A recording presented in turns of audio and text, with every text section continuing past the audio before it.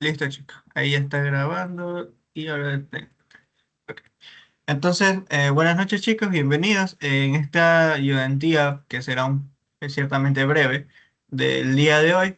Estaremos repasando justamente lo de la parte B del capítulo 5 que, bueno, quedó pendiente, que es justamente los circuitos RC y pues un breve repaso con respecto a la parte de el campo magnético, que ese sí ya es un capítulo que entra de lleno tanto, bueno, más que nada en este parcial.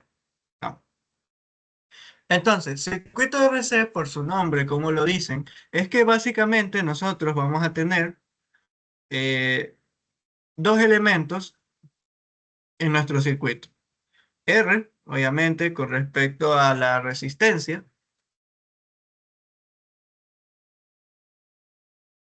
y el capacitor, que es C. Es decir, para este punto, nosotros combinamos ambos elementos, que los habíamos visto. El capacitor lo habíamos visto en el capítulo 4. Y la resistencia, como tal, ya los resistores comenzamos ya a trabajarlos en el capítulo 5 parte A. Entonces, eh, ustedes ya saben por parte del capítulo 4 que si yo conecto un capacitor a una fuente de alimentación, este capacitor va a adquirir una determinada carga y va a adquirir un determinado voltaje que normalmente es el mismo que el de alimentación como tal, ¿no? Eso ya lo habíamos visto en el capítulo 4, ¿no? Ahorita nosotros vamos a analizar la naturaleza de la carga y descarga del capacitor cuando el capacitor no lo conectamos directamente a la batería, sino que hay una resistencia de por medio, ¿no? Es esa resistencia que la tenemos ahí presente. Entonces, la manera de resolver esto es hacer los dos casos. Este primer caso justamente corresponde a la carga del capacitor. Y el otro caso que también vamos a observar es solamente la resistencia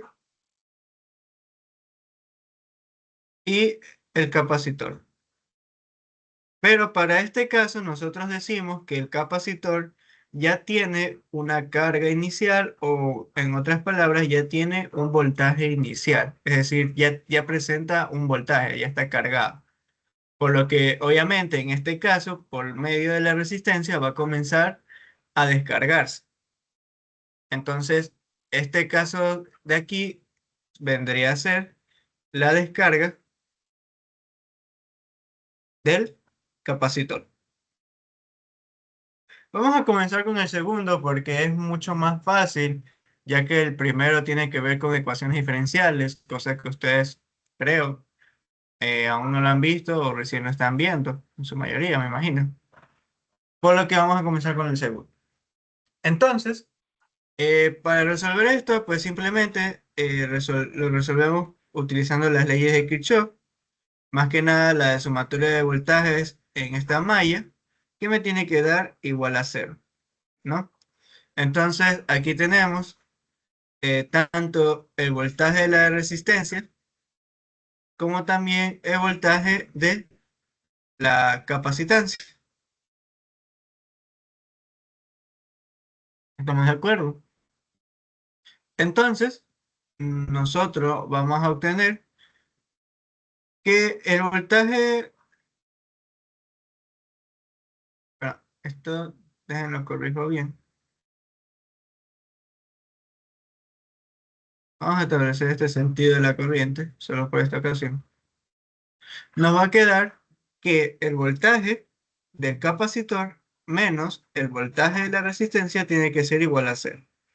Por lo tanto, el voltaje del capacitor tiene que ser igual al voltaje de la resistencia. Por el capítulo 4, ¿a qué era igual el voltaje del capacitor? Vamos, chicos.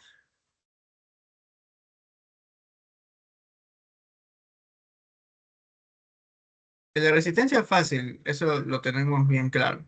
Era la corriente por la resistencia. ¿Cuál era el voltaje del capacitor? A la carga sobre la capacitancia, ¿no? Sí, básicamente tenemos la carga del capacitor sobre su capacitancia. Tenemos eso de ahí. Ahora, ¿qué nosotros trabajamos aquí? Aplicamos la definición que vimos en la parte A, que la corriente no es otra cosa que el cambio de la carga a través del tiempo. Entonces aquí nos queda la carga sobre la capacitancia y esto va a ser igual a dQ, dt y por R. Y aquí tenemos una ecuación diferencial bastante simple, por lo que simplemente mandamos las papas con las papas y las cebollas con las cebollas. Entonces, acá me queda dt, rc, y lo que es carga se va con lo de la carga.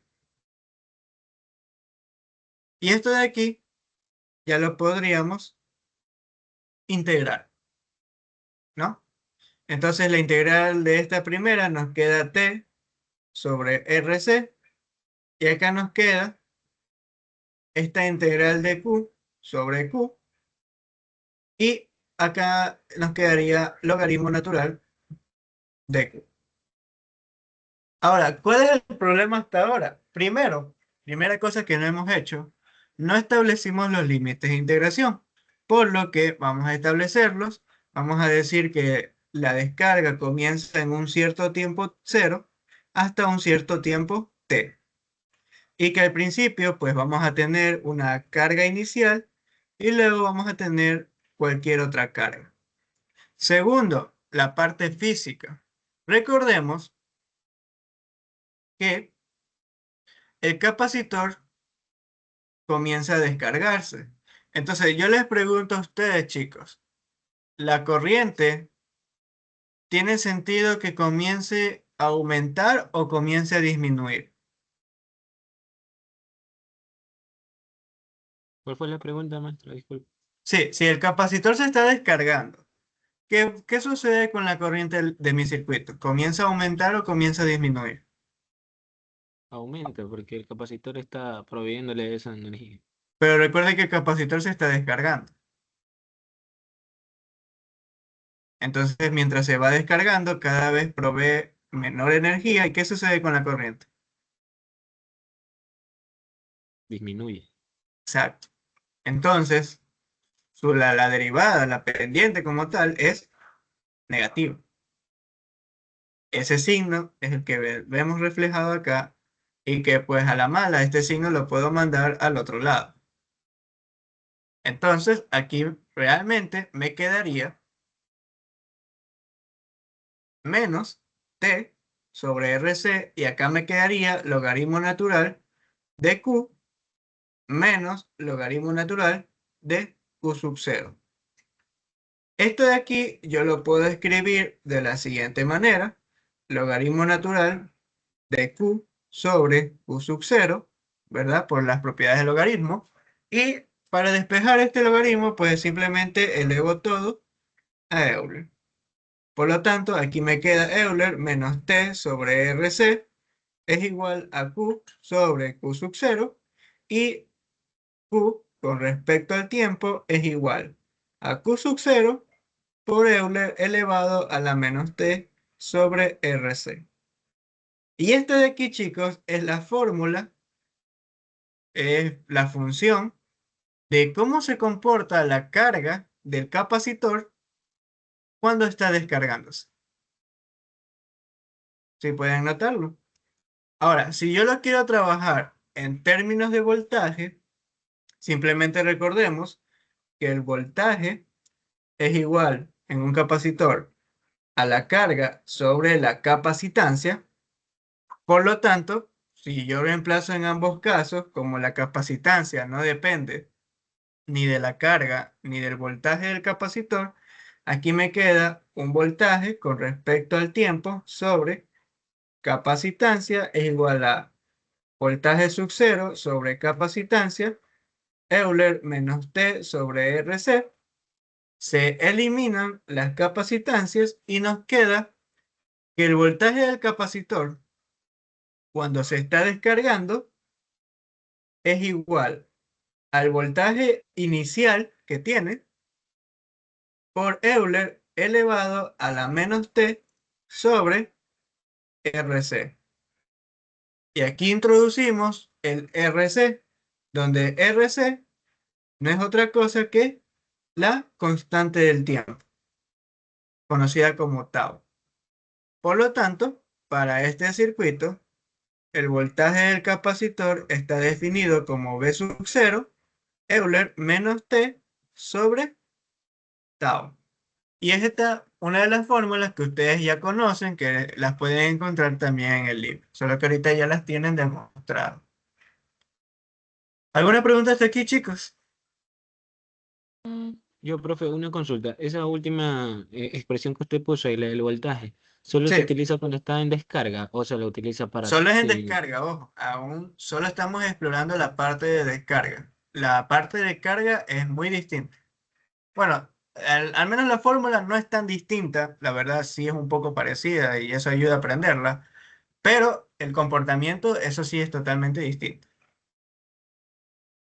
Esto es solo para descarga,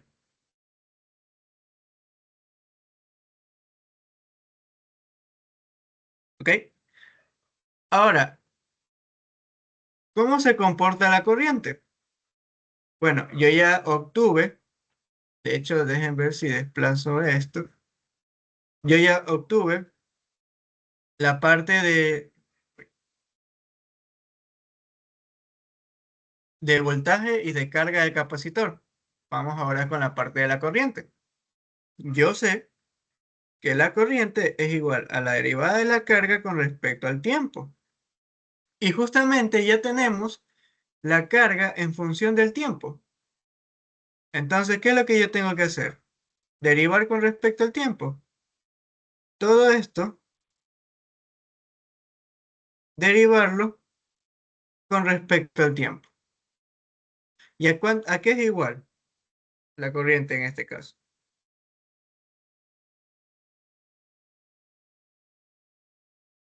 Sería sería...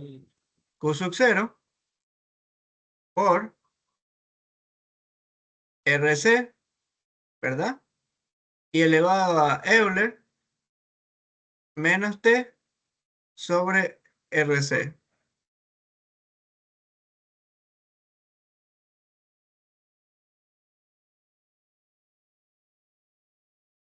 ¿Estamos de acuerdo?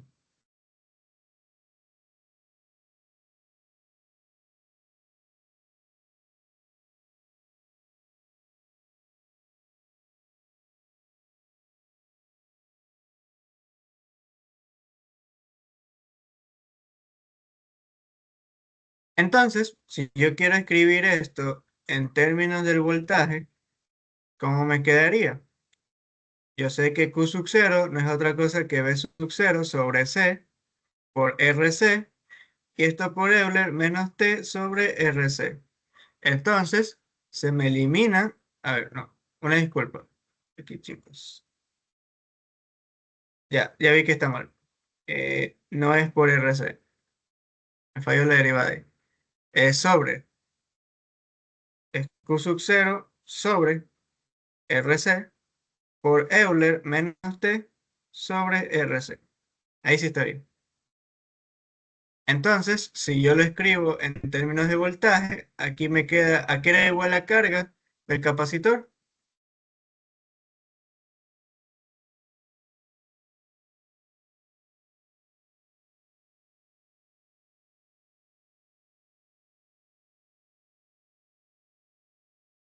Era voltaje por capacitancia, ¿sí se acuerdan?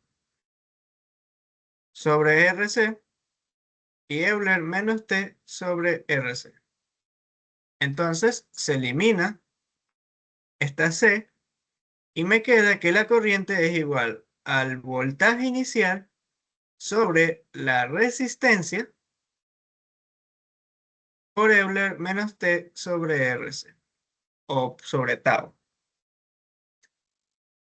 Y entonces, ahora pongámonos a pensar, ¿qué sucede cuando el tiempo es igual a cero? ¿Cuánto es la carga? O mejor, veámoslo por la parte de voltaje. ¿Cuánto es el voltaje en el tiempo cero? Sería B sub 0 por Euler menos 0 sobre RC.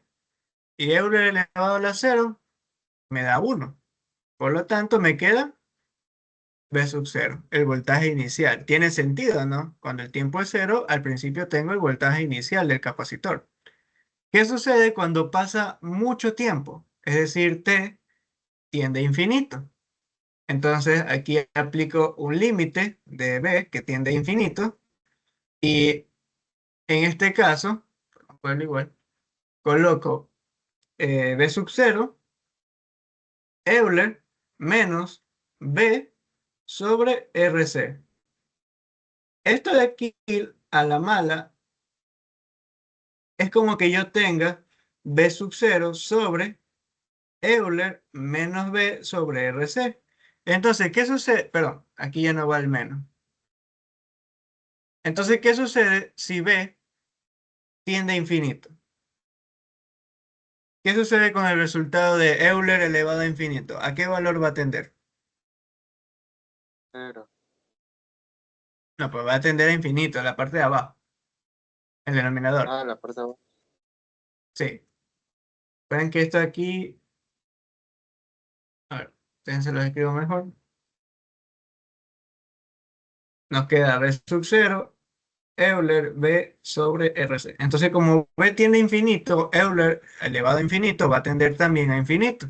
Y si el denominador tiene infinito, el resultado va a tender a 0. Lo cual tiene sentido porque si pasa mucho tiempo, a la final mi capacitor se va a descargar y el voltaje que éste va a tener es 0. Y también podríamos decir que la carga, obviamente, que va a tener es 0. Ya que recuerden que a la mala, la carga del capacitor es proporcional al voltaje en función de la capacitancia que éste tenga, ¿no? Eso ya lo conocen por la fórmula. Entonces, ¿qué sucede con la corriente? En el tiempo cero, la corriente al principio es igual a voltaje sub cero sobre la resistencia. Ley de Ohm, ¿no? Corriente es igual a voltaje sobre resistencia. Ahí lo tenemos. Y cuando pasa mucho tiempo, la corriente tiende a cero también, porque se descarga el capacitor. ¿Alguna pregunta hasta aquí, chicos?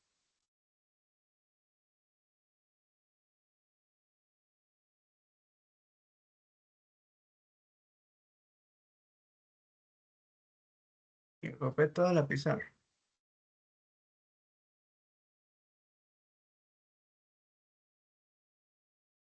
Y bueno, eso de ahí con respecto a lo que viene a ser la descarga del capacitor. Esto ya lo vamos más arriba.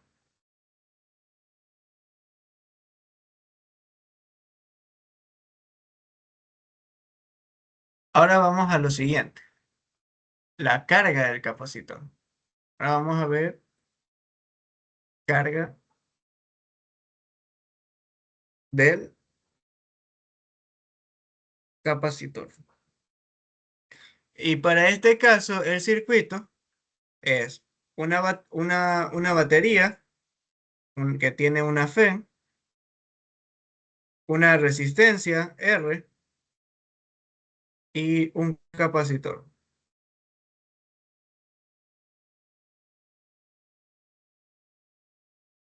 Y aquí nuevamente aplicamos ley de Kirchhoff.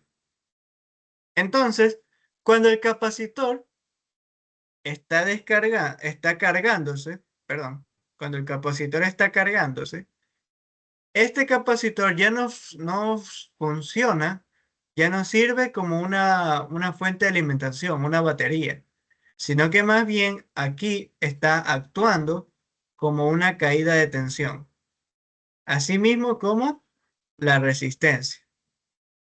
¿Por qué? Porque ahora el capacitor está consumiendo lo que viene a ser energía proveniente de la batería. Entonces, ya no es una fuente como era en el caso de acá de descarga. Ahora más bien genera una caída de tensión. Por lo tanto, nuevamente aplicamos sumatoria de voltaje igual a cero, ley de Kirchhoff, y tenemos Fen menos el voltaje de la resistencia menos el voltaje del capacitor, y esto es igual a cero.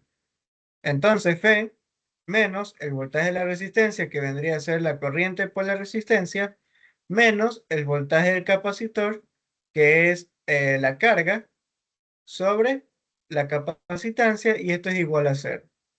Ahora, aquí usamos que la corriente es igual al cambio de la carga a través del tiempo. Por lo tanto, Fen menos la resistencia por el cambio de la carga a través del tiempo, menos Q sobre C, y esto es igual a cero. ¿Cuál es el problema con esto de aquí? Que dentro de la misma ecuación tenemos una derivada y la incógnita. Y esta, chicos, es una ecuación diferencial de primer orden y lineal.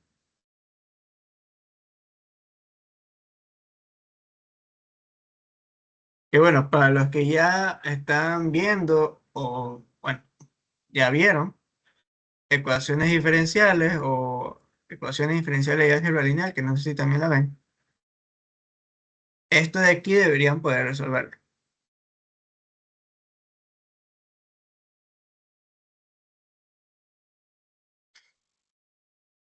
¿Ok? Entonces, vamos a intentar resolverlo. Creo que sí, aún me acuerdo cómo se resolvía. Nos quedaba aquí R de Q de T más Q sobre C, y esto es igual a la FEN. Aquí la intención es que la parte de la derivada quede despejada, por lo tanto toda la ecuación la multiplico por 1 sobre R. Entonces aquí me quedaría dq dt más q sobre rc, y esto es igual a la FEN. Entonces aquí lo que hacíamos uso era del el factor integrante, creo que así se llamaba, ¿no? Que vendría a ser, si no me equivoco, igual, ahí me corrigen cualquier cosa, Euler elevado a menos la integral, y en este caso sería 1 sobre RC con respecto a dt. Si no me equivoco, chicos. Porque 1 sobre RC es lo que está multiplicando a la incógnita. En este caso recuerden que la incógnita es la carga, Q. Y lo que está multiplicando a Q es 1 sobre RC. Esto de aquí simplemente ya es definición de cómo resolver este tipo de ecuaciones, así que no se preocupen si parece que me lo saco de bolsillo, pero es algo que ya se trabaja así, ¿no? Y bueno, nos queda que U es igual a Euler menos, vendría a ser T sobre RC. Y esto de aquí, lo que vamos a hacer es multiplicarlo. A ver, algo de aquí que me doy cuenta es que este signo negativo aún no aparece. Listo. Esto de aquí lo que hacemos es multiplicarlo a ambos lados de la ecuación. Igual no se preocupen, chicos, al menos ustedes en la materia de FEN no les van a pedir algo así como esto, demostrar las fórmulas, sino que simplemente, que ya vamos a ver más, un poquito más adelante, cómo utilizarlas, y unos dos casos particulares del capacitor, nada más. Aquí lo único que estoy haciendo es demostrarlas. Entonces, aquí me quedaría dq dt por Euler a la t sobre RC más Q sobre RC por Euler a la t sobre RC, y esto es igual a la FEN por Euler a la t sobre RC. Y sé que aquí no lo parece, ¿no? Como que no se ve, Pero eso de ahí, chicos, es básicamente la derivada de, o sea, la de una multiplicación. ¿Sí se recuerdan cómo calculábamos la derivada de una de multiplicación de dos funciones? Era la derivada del primero por el Por segundo la sin la derivada, segunda la más la más derivada del la segundo por la... primera por, exacto, la derivada de la primera por la segunda más la primera por la derivada de la segunda. Entonces, como aquí se pueden observar, ya tengo Q, la derivada de Q, que es derivada de Q con respecto a T. Está ahí la primera derivada. Esta es la primera derivada. Acá tengo Euler TRC, que esta es la segunda, más Q sobre Q. Q es la primera. Y la derivada de Euler TRC, ¿cuál es? Es Euler TRC sobre RC. Entonces ahí tengo la derivada de la segunda.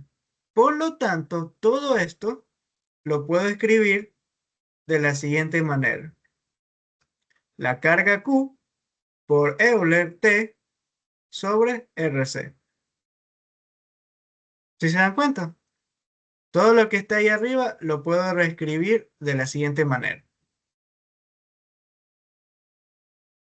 Y esto es igual a la FEN Euler T sobre RC.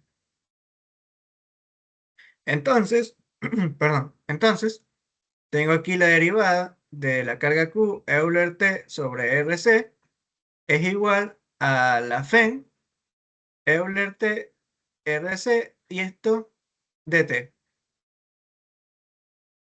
Entonces, esto de aquí vamos a tener que integrar, ¿no? ¿Y ahora cómo hacemos aquí?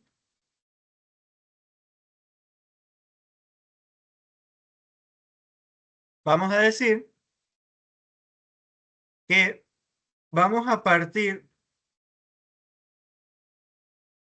de un tiempo cero, porque recuerden chicos que aquí la intención es observar cuánto tarda, ¿no?, en cargar como tal el capacitor.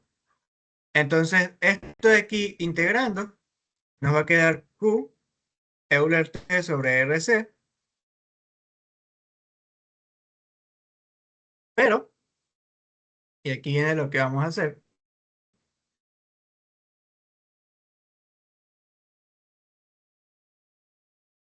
Esto de aquí lo vamos a integrar desde una cierta carga Q hasta la carga Q máxima. Que carga Q máxima básicamente se refiere a la carga máxima que vaya a alcanzar el capacitor como tal.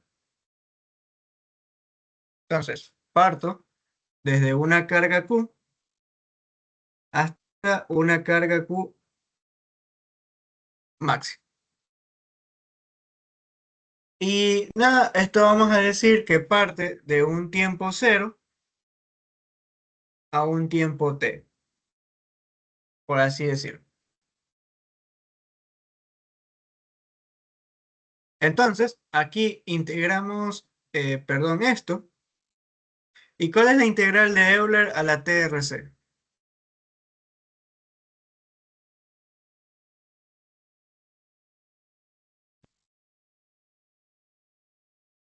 Recuerden, si cuando nosotros derivábamos RC, o bueno, 1 sobre RC pasaba a multiplicar y por eso nos quedaba dividiendo, ahora que integramos, ¿qué sucede con 1 sobre RC?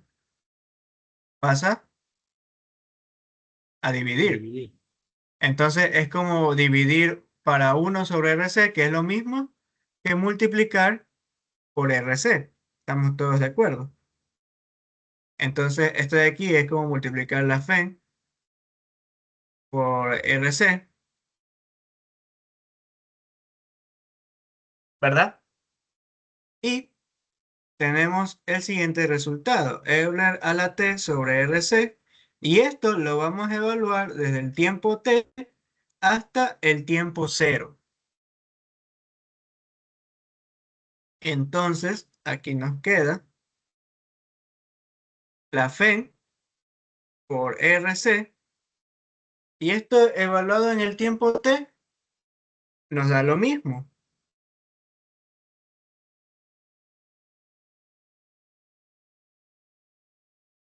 ¿Estamos de acuerdo? Nos da lo mismo. Pero esto evaluado en cero, ¿cuánto nos da? Nos da 1. Y tenemos la siguiente fórmula de ahí. Ahora, si yo despejo el valor de Q, es igual a FEM por RC por Euler a la T sobre RC menos 1. Y todo esto dividido para Euler a la T sobre RC. Y Euler a la TRC sobre Euler a la TRC, ¿cuánto nos da?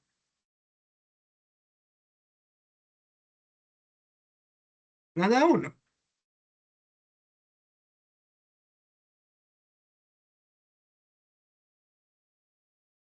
Y esto 1 sobre Euler a la TRC, ¿a qué es igual? A Euler menos T sobre RC. Dejen ver si de repente no me comí algo.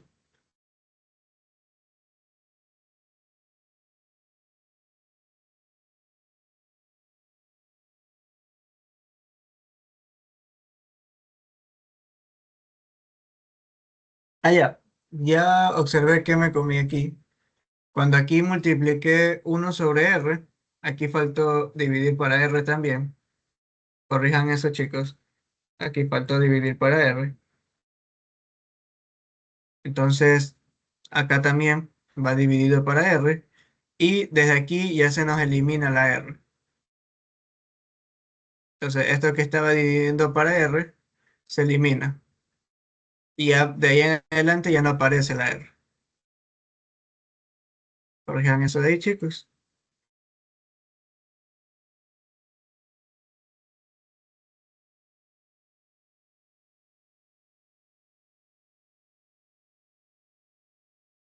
Listo.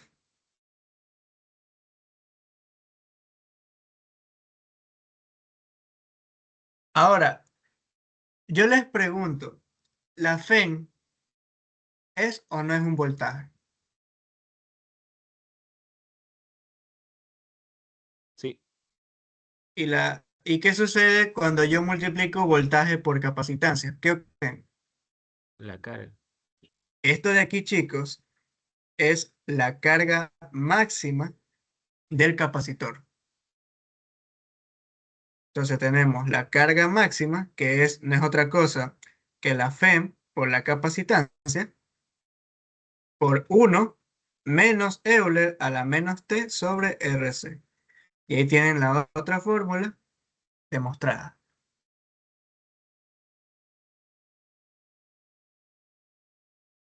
Ahora sí, analicemos qué sucede con la corriente eléctrica. Nuevamente, yo sé que la corriente no es otra cosa que el cambio de la carga a través del tiempo. Entonces, básicamente lo que tengo que hacer es todo esto, derivarlo con respecto al tiempo, ¿verdad?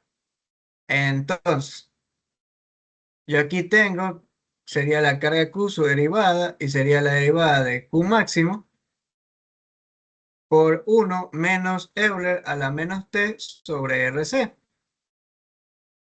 Y entonces, si yo distribuyo esto, aquí me va a quedar que la derivada que realmente me importa es la de menos Q máximo por Euler a la menos T sobre RC. Porque hagan en cuenta que el Q máximo, la carga máxima, no es otra cosa que una constante. Entonces, derivada de una constante nos termina dando cero. Entonces, solo nos interesa es lo segundo, que es menos Q máximo por Euler a la menos T sobre RC. Entonces, la corriente vendría a ser menos Q máximo, ¿verdad? Y la derivada de Euler a la menos T sobre RC nos queda por 1, perdón, menos 1 sobre RC por Euler a la menos T sobre RC. Básicamente, la corriente a través del tiempo es igual a la carga máxima sobre RC por Euler a la menos T sobre RC. Y si recordamos que la carga máxima no era otra cosa que la FEM por la capacitancia, entonces reemplazamos eso y se elimina la capacitancia y nos queda que la corriente a través del tiempo va a ser igual a la FEM sobre la resistencia, nuevamente ley de Ohm aparece, por Euler a la menos T sobre RC. Y esta es la fórmula de cómo se comporta la corriente eléctrica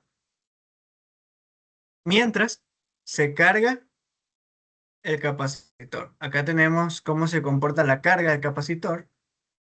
Y bueno, acá también se los voy a resaltar. Acá tenemos la de la corriente.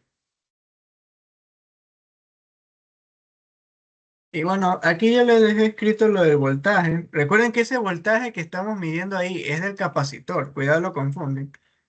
El voltaje que tenemos ahí es del capacitor. Por ejemplo, en este caso, el voltaje, que no es otra cosa que carga sobre capacitancia a través del tiempo, que sería igual a la carga máxima sobre la capacitancia por 1 menos Euler a la menos T sobre RC. Esto de aquí podemos decir que es un voltaje máximo. Por lo tanto, el voltaje a través del tiempo es el voltaje máximo que adquiere ese capacitor, que creo que ustedes ya se dieron cuenta cuál es el voltaje máximo que va a adquirir el capacitor. ¿Por qué? Porque si la carga máxima no es otra cosa que la FEM por la capacitancia dividido para la capacitancia, entonces ahí ya se dieron cuenta, el voltaje máximo que puede adquirir el capacitor cuando se está cargando es la misma FEM. Es decir, adquiere el mismo voltaje que el de la batería. Es el máximo voltaje que puede adquirir el capacitor una vez se termine cargando.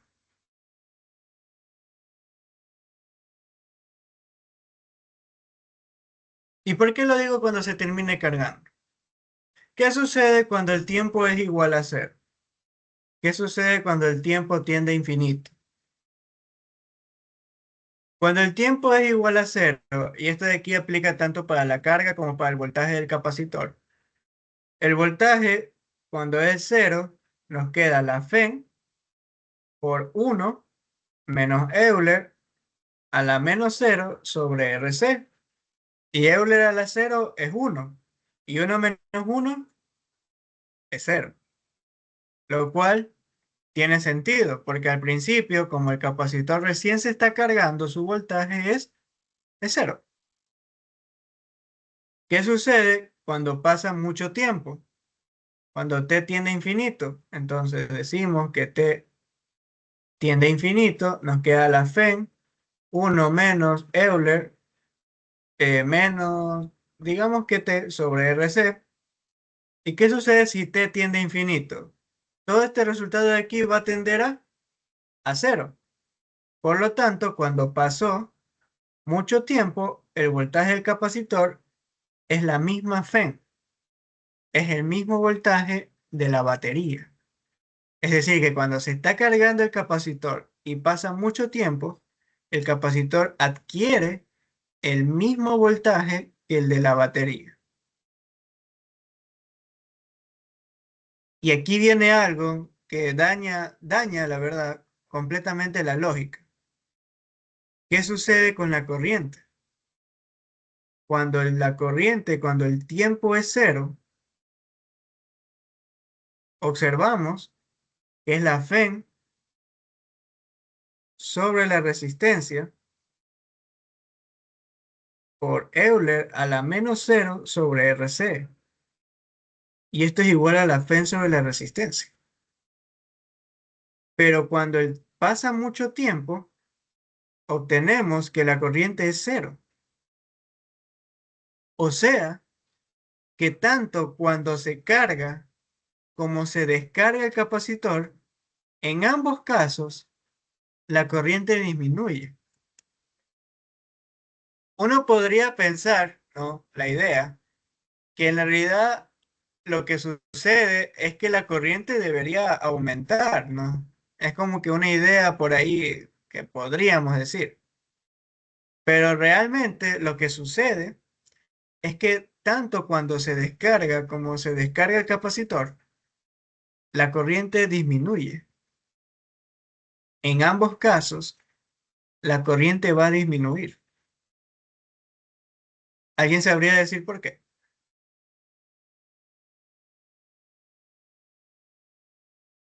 Sería porque quien alimenta el circuito en sí es la FEN. Y la FEN es la que carga el capacitor. ¿Y qué sucede cuando pasa mucho tiempo? ¿Qué sucede con el voltaje del capacitor? ¿Qué voltaje adquiere el capacitor? El de la FEN. Exacto. Entonces, si yo aquí tengo la fe, digamos que pasó mucho tiempo, acá tengo mi capacitor y acá tengo mi resistencia y acá resulta que también tengo el voltaje de la FEN. ¿Cuánto es la corriente aquí? Es la FEN menos la FEN sobre la resistencia. Es cero. Como el capacitor adquiere el mismo voltaje de la FEN, ¿cuánto es la diferencia de voltaje aquí? Es cero. Y recuerden, chicos, si no hay diferencia de voltaje, no hay corriente eléctrica. Nosotros necesitamos una diferencia de voltaje notable para que pueda existir una corriente eléctrica. ¿Sí lo observan?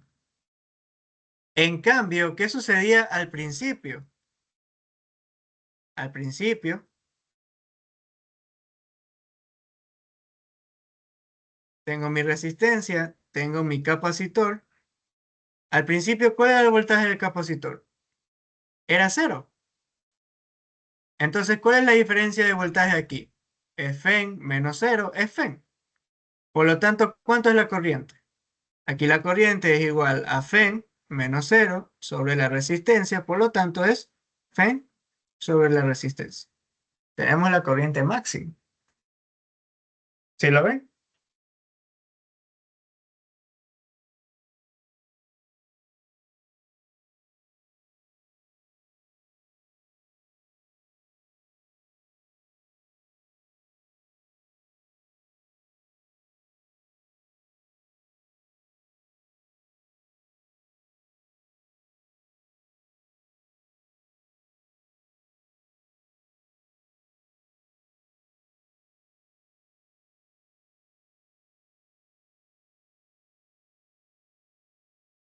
Profe, me perdí en esa parte. Sí, ¿Puede dígame. repetir, por favor? Ya, sí.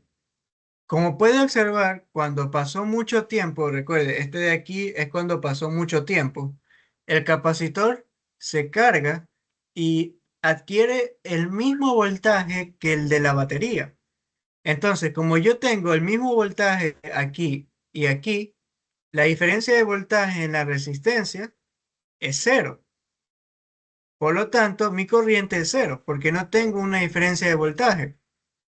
Recuerde que tiene que haber una caída de tensión, una diferencia de voltaje para que pueda haber corriente eléctrica.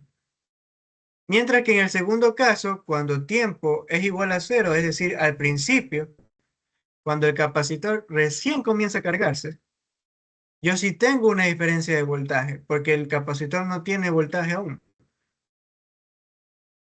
Entonces, por eso la corriente es directamente la FEN sobre la resistencia. De hecho, y aquí ya se los dejo, cuando pasa mucho tiempo, y ojo, esto es en carga del capacitor. Cuando pasa mucho tiempo y el capacitor se termina de cargar, el capacitor es equivalente a un circuito abierto. Mientras que al principio, cuando recién el capacitor va a comenzar a cargarse, el capacitor, y aquí le voy a poner la C porque luego confunden con la batería, es equivalente a un corto.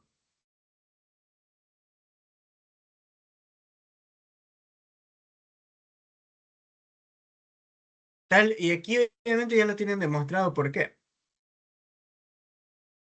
Si lo observan, ¿alguna pregunta, chicos?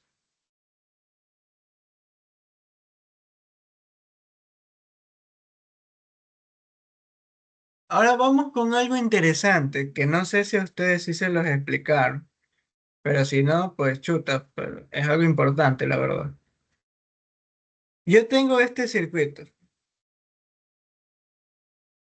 y ya con esto terminamos esta parte,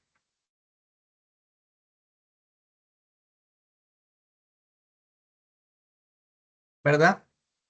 Y yo les pregunto a ustedes, ¿qué es un capacitor? Según lo que entendieron del capítulo 4. Es bueno, sería una herramienta o un instrumento la cual almacena carga para poder alimentar al, al circuito. No siempre, en este caso hagan cuenta que se está cargando, por lo que no alimenta el circuito, sino que es una caída de voltaje, más bien representa una caída de tensión. Pero recordemos que el capacitor es, de cierta manera, un elemento electrónico, aunque la verdad más que nada eléctrico, que, ¿qué era? Eran dos placas paralelas, si se acuerdan, y separadas, ¿verdad? ¿Si se acuerdan, chicos? Sí, Sí, chévere. Entonces, ¿qué hay entre las dos placas del capacitor? una energía potencial eléctrica. No, no, no, físicamente, ¿qué hay? Eléctrico. Puede haber aire o como algunos materiales, o perdón, como algunos capacitores, bueno, de hecho la mayoría de capacitores que llevan, lo realizan, un material conductor o aislante. Aislante. Aislante, recuerden que es un dieléctrico que se agrega ahí. Entonces, si entre las dos placas del capacitor existe un material aislante, ¿qué significa? Que no conduce electricidad. ¿Por qué nosotros decimos que aquí hay una corriente eléctrica? ¿No se supone que en esta zona hay material dieléctrico y no debería permitir el paso de la corriente? Sí, ¿no?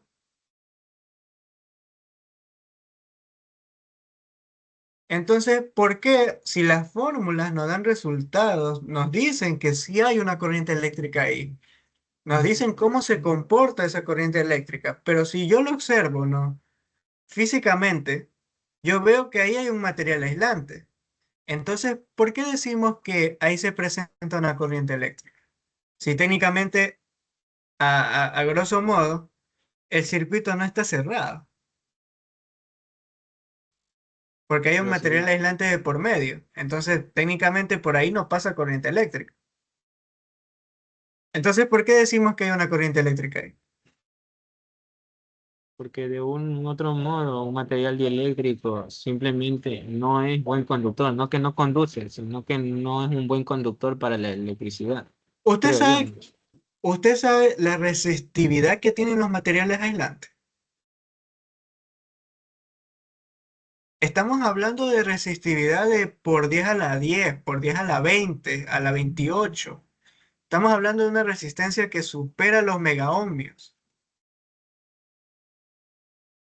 Entonces, nuevamente, o sea, esto lo digo no para hacer sentir mal, sino porque por ahí no va la respuesta. ¿Por qué entonces hay una corriente eléctrica?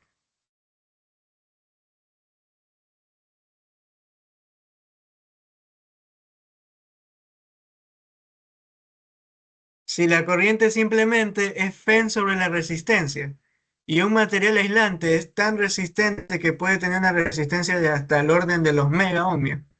Entonces, ¿por qué la corriente eléctrica simplemente es Fe sobre resistencia, sobre R?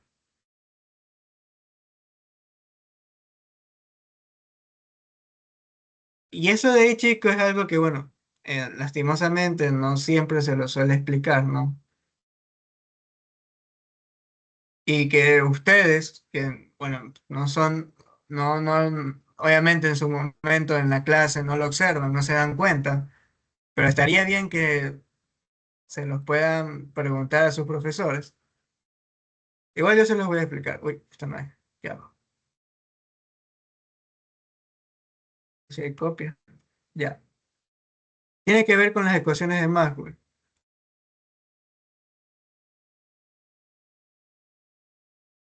Más que nada, la ley de Ampère,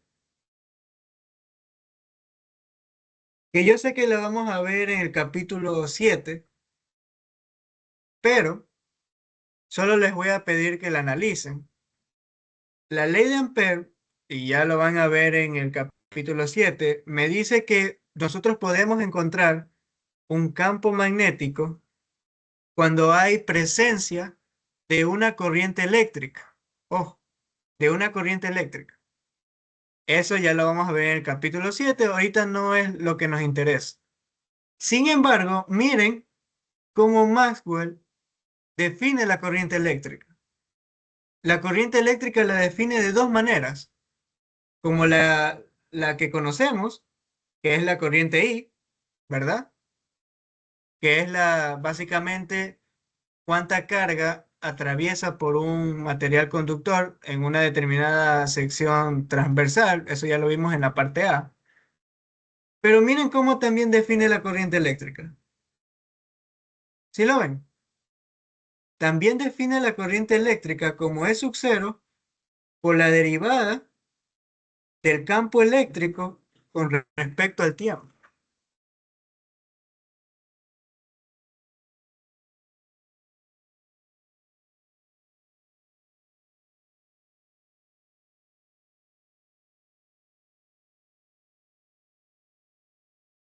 ¿Sí lo observan, chicos?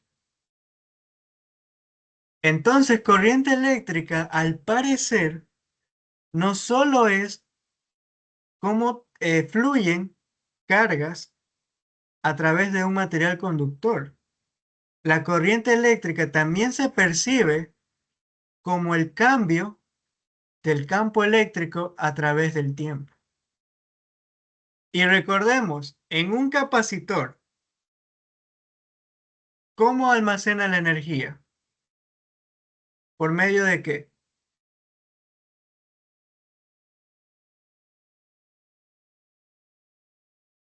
Por medio del campo eléctrico. Recuerden, capítulo 4. El capacitor almacena energía por medio del campo eléctrico.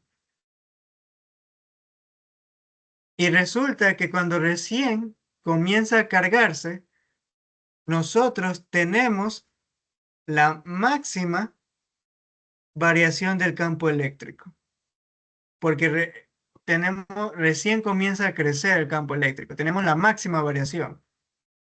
Y esa variación es la que produce la corriente eléctrica. Y por eso, aunque el capacitor está separado, las placas están separadas, no entran en contacto, y hay un material eléctrico de por medio, a pesar de todo eso, existe corriente eléctrica, porque el cambio del campo eléctrico dentro del capacitor permite el paso de la corriente eléctrica. ¿Qué sucede cuando ya pasó mucho tiempo? Cuando ya pasó mucho tiempo, el capacitor adquirió su campo eléctrico máximo. Entonces, ¿qué sucede con el cambio del campo eléctrico?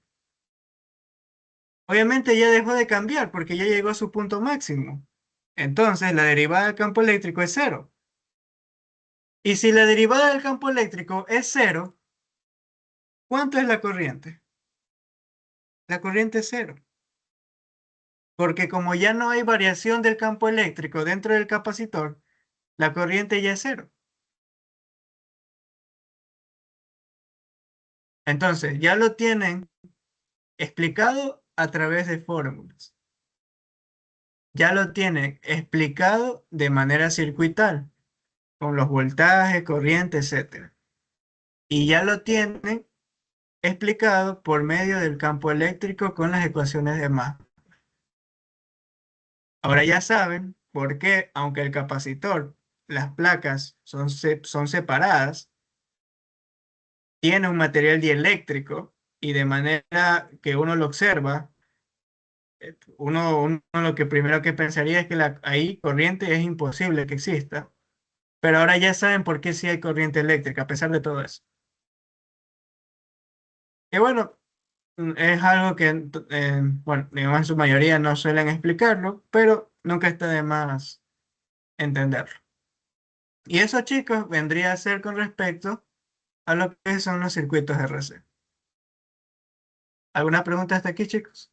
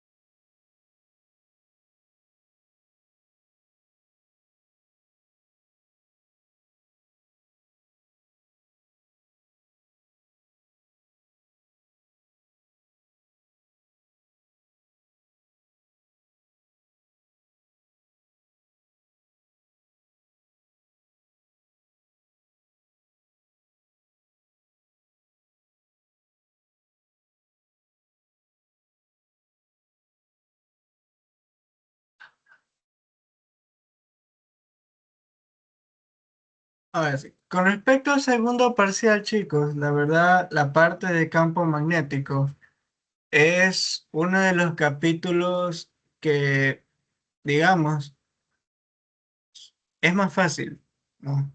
Es del capítulo más fácil que vendría a ser de este segundo parcial. Porque después de este viene el siguiente capítulo que es fuentes del campo magnético. Y en ese caso, ahí sí ya se complica un poco más todo. Al menos en la parte de ejercicio se complica. Luego viene el capítulo 8 que es inducción magnética, que ahí se complica también, pero solo en la parte teórica.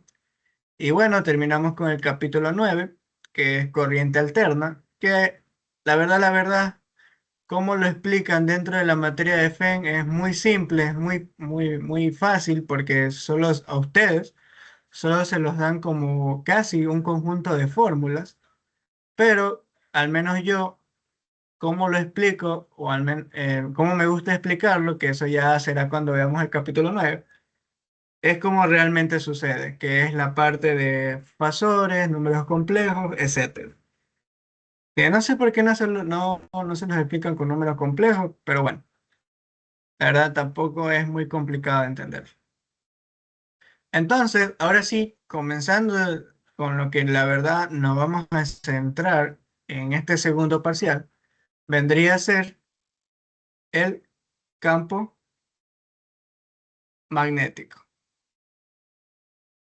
La verdad, para el tiempo que tenemos ahorita, simplemente vamos a hacer un breve repaso como tal.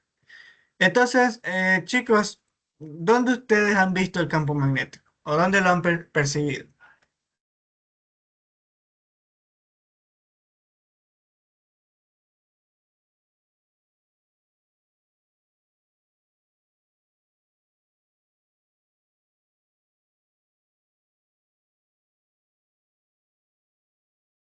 ¿Ustedes nunca han observado o han sentido efectos del campo magnético? Man, en los imanes. Sí, uno de esos casos es la de los imanes, ¿verdad? Normalmente se lo dibuja con este símbolo. Tenemos una parte N, una parte S, creo que era así el otro. No, en el caso de los imanes también percibimos lo que viene a ser justamente ese campo magnético. ¿Dónde más lo hemos podido encontrar? La Tierra. Nuestro querido planeta también tiene su campo magnético, que va más o menos de esta manera, ¿no? Un poco voy a ponerme exquisito dibujando.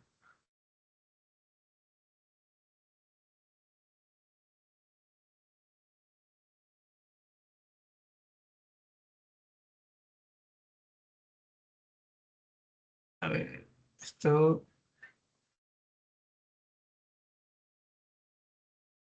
¿perdón?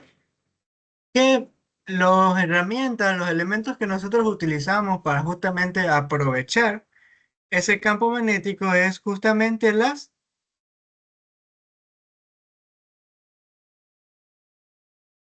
brújulas, ¿verdad? Porque normalmente la punta, el que marca la brújula como norte, siempre se alinea al campo magnético de la Tierra. ¿Sí? Ok. Entonces, así como nosotros llegamos a definir el campo eléctrico, así también nosotros vamos ahora a definir el campo magnético. Ambos, tanto el campo magnético como el campo eléctrico, son campos. ¿Eso qué quiere decir? Que las propiedades, los efectos del campo magnético se perciben en el espacio. Y bueno, realmente también se puede percibir dentro del tiempo, pero eso ya es otra cosa más adicional, que ustedes no lo ven, al menos no dentro del FEM. Entonces, nosotros solamente nos vamos a enfocar a estudiar cómo se comporta el campo magnético a través del espacio. ¿Ok? Ahora, dos propiedades a destacar del campo magnético. Primero, a diferencia del campo eléctrico, el campo magnético, su rotacional, y lo vamos a definir el campo magnético con la letra B, el rotacional del el campo magnético es distinto de cero. Y la divergencia del campo magnético es igual a cero. A diferencia, voy a ponerlo por acá, del campo eléctrico, que el rotacional del campo eléctrico era igual a cero y la divergencia del campo eléctrico era distinto a cero. ¿Qué significaba que el campo eléctrico, su rotacional sea cero? Que es conservativo. ¿Eso qué quiere decir? Que el campo magnético no es conservativo. ¿Y qué significa la divergencia del campo eléctrico que sea distinto de cero? Que el campo eléctrico va a nacer y va a morir en un punto. Por ejemplo, normalmente, ¿de dónde nacía el campo eléctrico? De la carga eléctrica. Obviamente, esto es entre comillas, nace, porque realmente lo que decimos es que desde esos puntos parte las líneas del campo eléctrico. ¿Eso qué quiere decir? Que el campo eléctrico, su divergencia es cero. Entonces, si la divergencia del campo magnético es cero, ¿hacia dónde van las líneas del campo magnético? ¿Del norte al sur o del sur al norte?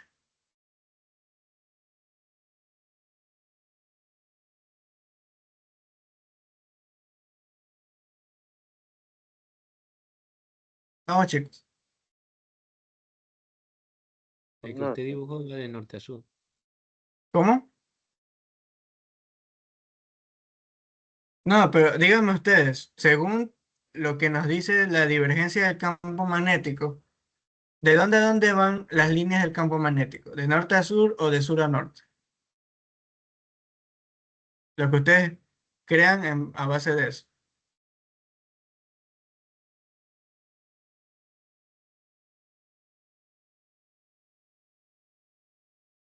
O díganme lo que ustedes crean. De Igual no norte a sur. importa. Aquí, Es ya, norte, de norte a sur. norte, ¿Cómo? sur o norte. De sur a norte. La verdad que sí. Normalmente cuando nosotros vemos una gráfica, un dibujo, una imagen del campo magnético, la primera idea que nosotros tenemos es que el campo magnético va del norte al sur, del polo norte a polo sur del campo. Y esta es una idea totalmente incorrecta. No va ni del norte al sur, ni tampoco va del sur al norte. ¿Por qué? Porque cuando nosotros decimos eso, nosotros estamos suponiendo que el campo magnético parte de un punto. Pero observen, la divergencia del campo magnético es cero. Y si es cero, no nace de ningún punto. ¿Eso qué quiere decir? Que no va ni del norte a sur, ni de sur a norte, porque el campo magnético son trayectorias cerradas. Son trayectorias cerradas, chicos. De hecho, aquí se los voy a dibujar de mejor manera. Digo de mejor manera, me hacen una cosa. Bueno, la idea que uno tiene es que el campo magnético va de esta manera.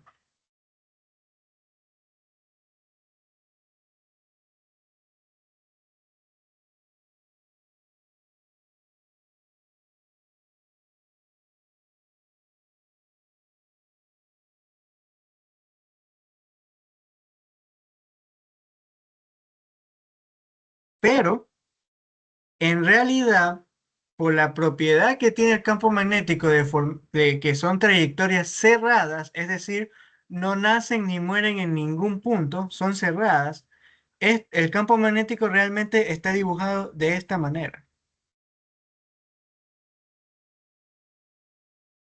¿Eh?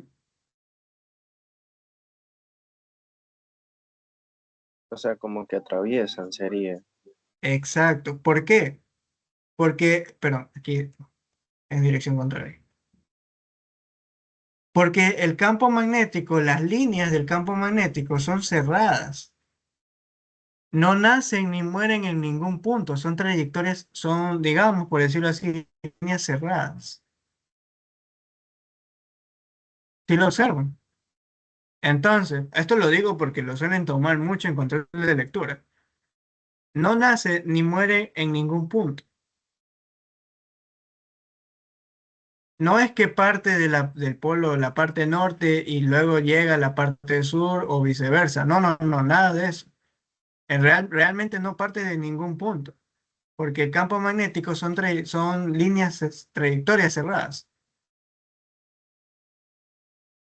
Y otra cosa también a destacar es que el campo magnético, como pueden observar, las líneas del campo magnético presentan rotaciones. Entonces, debido a eso, el campo magnético no es conservativo. A diferencia del campo eléctrico, cuando vimos la parte de potencial eléctrico, que el campo eléctrico sí es conservativo. Entonces, esas son las diferencias que podemos presentar entre el campo magnético y el campo eléctrico.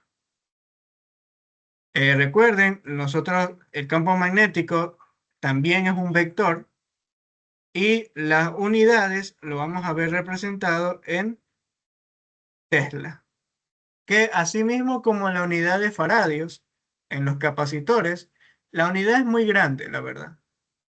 Sí, la unidad de Tesla es muy grande. De hecho, si no me equivoco, más o menos el campo magnético de la Tierra, que viene a ser un Gauss,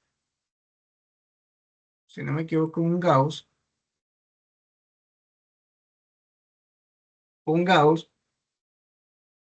es igual a 10 a la menos 4 Tesla. Entonces, ya se pueden hacer una idea. Más o menos la intensidad, digamos, promedio del campo magnético de la Tierra es 10 a la menos 4 Tesla.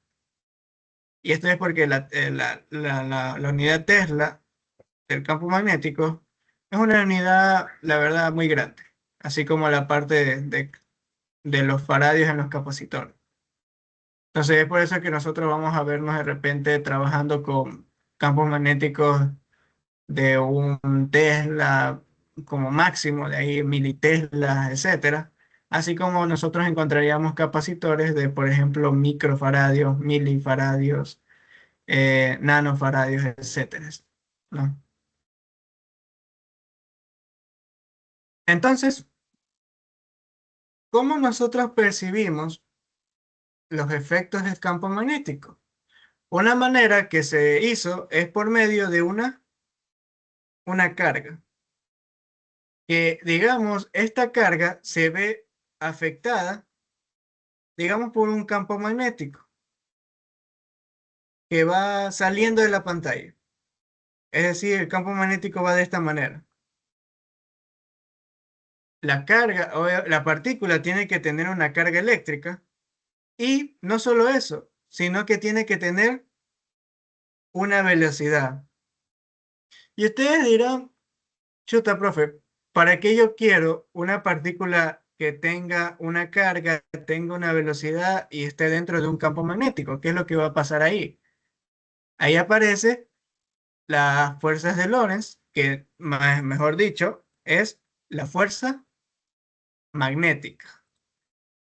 En este caso, la fuerza magnética es igual a la carga por el vector velocidad producto cruz, ojo, con el vector del campo magnético.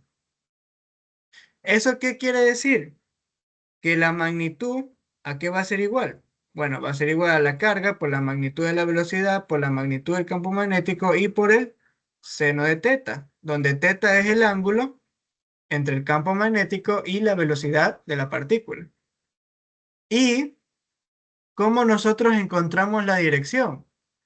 La conocida regla de la mano derecha, donde tenemos, por ejemplo, los dedos en el vector velocidad, los cerramos hacia el campo magnético y hacia donde apunta el pulgar, que en este caso pues va en dirección hacia abajo, es la dirección de la fuerza magnética. Ojo, tengan cuidado con esto porque esto de aquí, esta dirección es solo si la carga es positiva. ¿Qué sucede si la carga es negativa? La fuerza va en dirección contraria. Y se puede ver por el signo negativo que señalaría aquí. ¿Preguntas hasta aquí, chicos?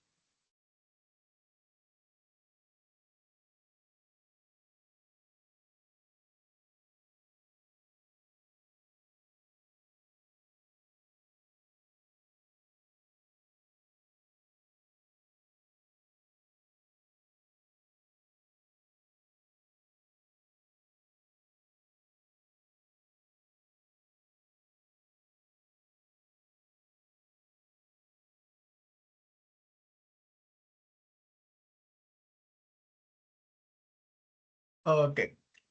Y bueno, chicos, al menos hasta ahí quedaría la ayudantía por el día de hoy. Eh, la verdad, sí hubiera querido continuar un poco más, pero estuvimos con toda la parte de los de circuitos RC. Entonces, recuerden, bueno, esto lo voy a dejar en la grabación.